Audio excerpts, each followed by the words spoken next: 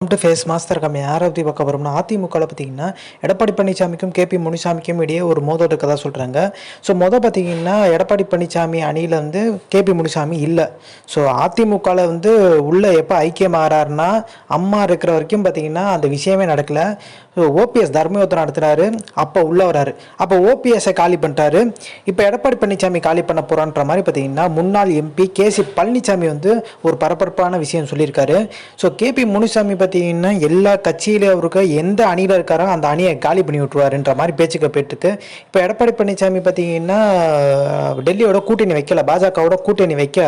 ஆனால் இப்போ பாஜக திருப்பி மீண்டும் பார்த்தீங்கன்னா மத்தியில் ஆட்சியில் வரும்போது கேபி முனிசாமி பார்த்தீங்கன்னா எடப்பாடி பழனிசாமி காலி பண்ணுறது தான் இந்த ஒரு பாதையை காமிச்சிருக்காரு. எடப்பாடி பழனிசாமி நார்மலாகவே பார்த்தீங்கன்னா பாஜகவோட கூட்டணி வச்சிருப்பாரு.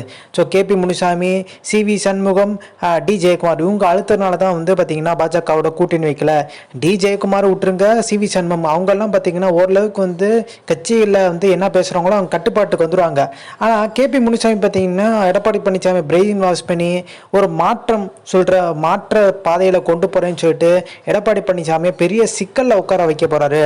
சிக்கலில் உட்கார வச்சா அந்த இடத்துக்கு பார்த்தீங்கன்னா கேபி முனிசாமி வர பார்க்குறான்ற மாதிரி பேச்சுக்கள் போயிட்டுருக்கு.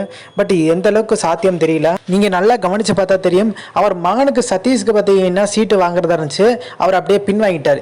ஸோ பெரிய லெவலில் கூட்டணி அமையல. இப்போ நம்ம போய் பார்த்தீங்கன்னா அதிமுக சார்பில் பார்த்தீங்கன்னா எம்பிக்கு தன்னோட மகன் நிப்பாட்டினா மிகப்பெரிய லெவலில் பார்த்தீங்கன்னா ஸ்வீட் பாக்ஸ் எல்லாம் வேஸ்ட்டாக போயிடும், இப்போ நிப்பாட்ட வேணான்ற மாதிரி பின்வாங்கிட்டாரு அப்படின்ற மாதிரி மேஜராக பார்த்தீங்கன்னா அதிமுகக்குள்ளேயே பெரும்புள்ளிகளே சொல்கிறாங்க கேபி முனிசாமிக்கு எதிராக. ஸோ இந்த இன்ஃபர்மேஷன் பிடிச்சா like, share, subscribe. Thanks for வாட்சிங் திஸ் வீடியோ.